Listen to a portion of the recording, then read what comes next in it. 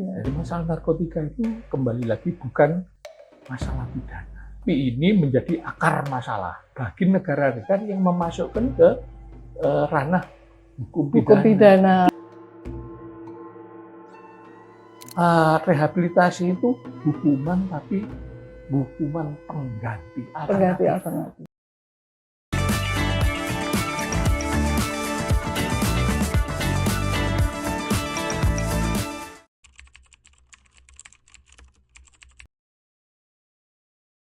Halo, apa kabar sahabat Pandawa Care? Kita bertemu lagi dan tentu akan memberikan suatu informasi, kemudian kasus-kasus yang sangat berharga buat masyarakat luas terkait dengan narkoba. Dan untuk kali ini hadir di podcast ini adalah pakar dan beliau yang sudah terbangnya tinggi tentang penyalahgunaan narkotika, kemudian pemberantasan, dan di sini adalah hadir yaitu Bapak Dr. Anang Iskandar, SIK, MH, SHMH.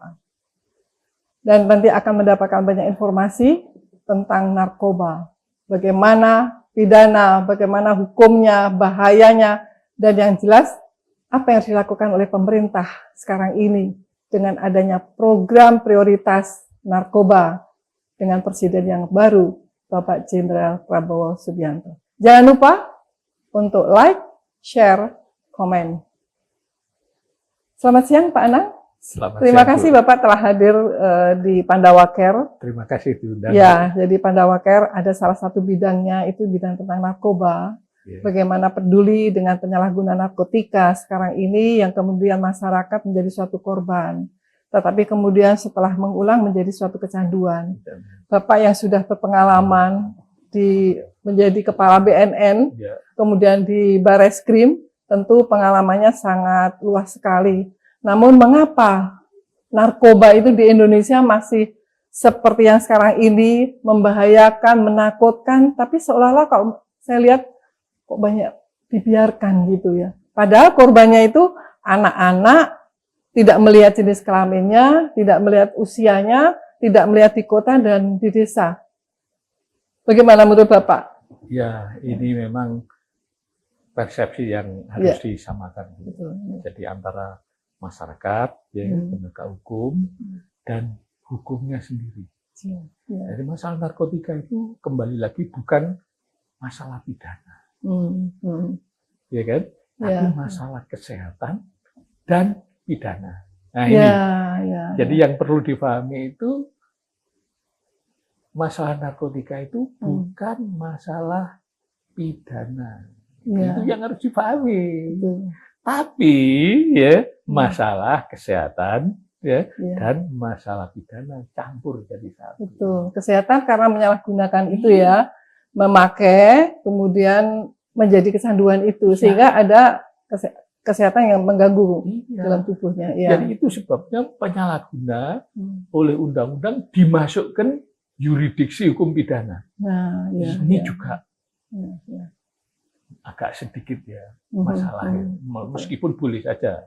Nah, tapi ini menjadi akar masalah karena sejak narkotika itu dilarang dengan konvensi tunggal narkotika. Tahun 1961, jadi sejak 61 itu seluruh dunia sudah sepakat untuk melarang orang menggunakan narkotika sama dengan orang menjual narkotika sama-sama dilarang. Tetapi implementasinya itu tergantung pada masing-masing negara.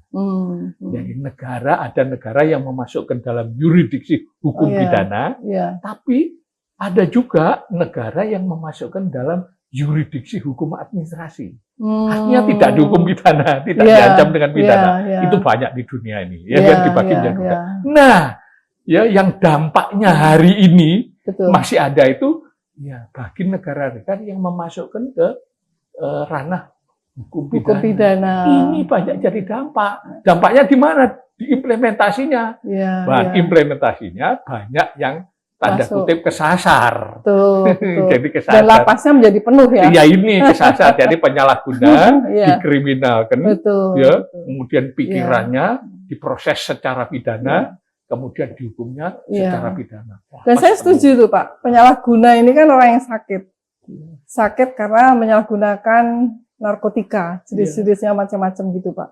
Jadi saya setuju sekali kalau itu memang orang yang sakit sehingga harus diobati, rehab obatnya itu. Kalau masuk yurisdiksi hukum pidana, mestinya tidak dihukum pidana, tapi dihukum alternatif namanya. Betul, alternatif penggantinya namanya rehabilitasi. Demikian juga yang dimasukkan ranah hukum administrasi. Tidak dihukum administrasi, Bu, tetapi dihukum alternatif juga, namanya rehabilitasi. Jadi rehabilitasi juga termasuk hukuman ya Pak? Hukumannya. Jadi bentuk hukuman tapi alternatif. Jadi rehabilitasi itu hukuman tapi hukuman pengganti alternatif.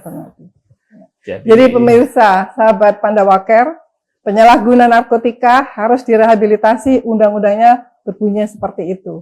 Karena rehabilitasi menjadikan sebagai suatu alternatif hukuman. Dan itu rehabilitasi juga sudah merupakan suatu hukuman bagi penyalahguna narkotika. Kita ikuti lagi. Nanti masih ada yang seru lagi bagaimana kasus-kasus penyalahguna narkotika di Indonesia. Dan bagaimana pemerintah selama ini menyikapi, menangani masalah narkoba. Kita akan kembali dan jangan lupa like, share, dan komen.